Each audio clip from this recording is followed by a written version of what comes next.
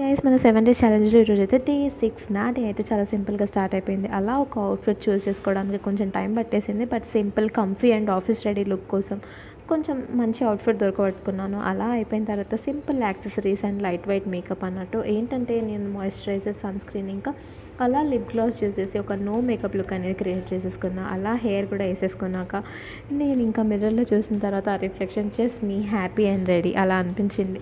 Some times simple steps creates a best confidence Boost అని చెప్పొచ్చు. అలా all set for the day, minimal, real and full of positive vibe.